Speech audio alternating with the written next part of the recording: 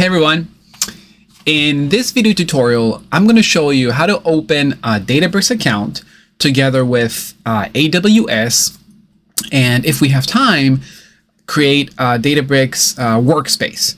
You typically need a Databricks Workspace to interact with products on Databricks. For example, Databricks just came out with the DBRX large language model. And if you want to work with that language model, you need to have a workspace and you need to create a Databricks token.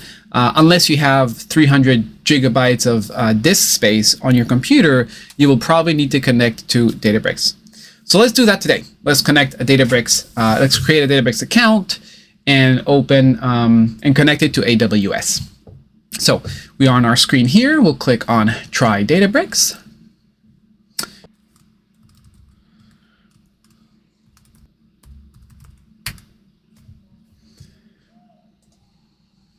Continue.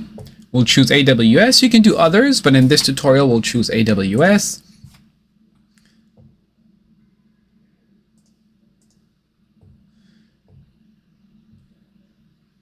Check your email. So let's go back to our email, verify, sign in, set our password, let's say. Okay. Wonderful. Continue.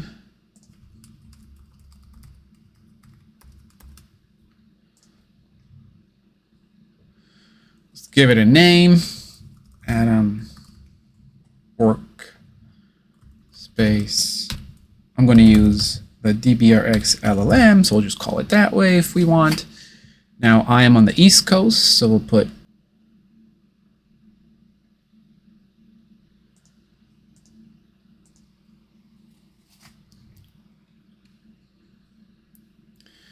and I will create a new AWS account.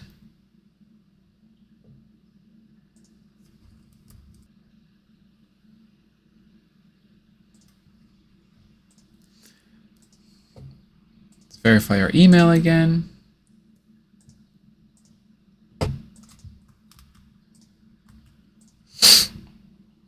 Good. Let's create a.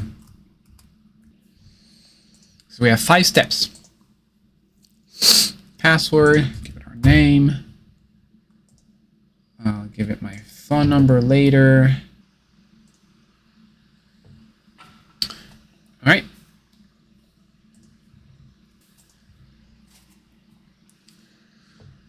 So in step 2 and 3, we put our address and verified our credit card. Now we'll verify our phone, mobile number. We'll do a basic support free account for this example. We don't need more than that.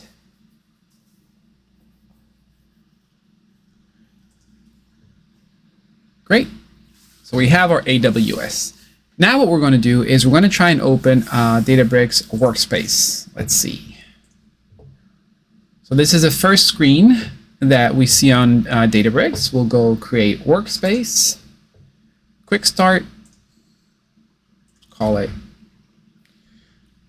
whatever, DBRX LLM space, because I'm going to use it for LLM. Doesn't really matter. Give it whatever name you want.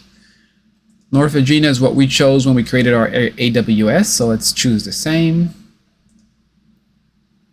Let's log into our account.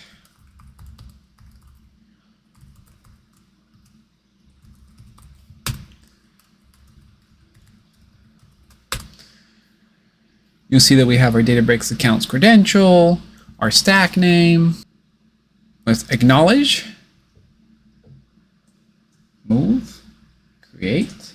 All right, create in progress. Now, last time I did this, for some reason it failed the first 3 or 4 times.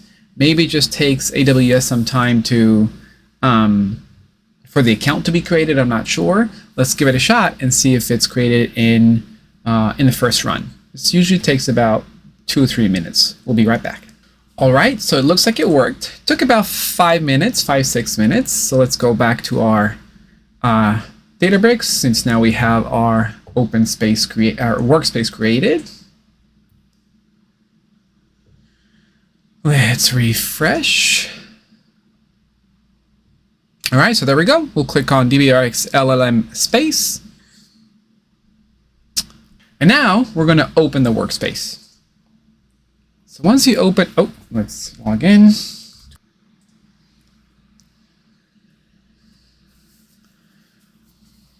Perfect. So you see this sidebar now has many more things. Now you're going to need 3 things to work with, to connect to the Databricks DBRX large language model. You're going to need a token, a Databricks token. You're going to need your Workspace endpoint, and you're going to need the Databricks model, large language model. So if we go to models, we'll see that here is the, serving. Here's the large language model. It's called Databricks DBRX Instruct. So now let's find our endpoint. We'll click on this, click on query endpoint just to see, go to Python, and this is going to be your endpoint right here. This is what you're going to need to use when trying to connect to the Databricks large language model. We're going to use DC. This is the model to be used in this simple chat, the endpoint, and now we need a Databricks token. So let's go find a Databricks token. We have to go to our avatar, settings, developer, access token, generate new token. What's this token for? DBRX LLM, usage, lifetime 90 days, generate. Copy, and there we have it.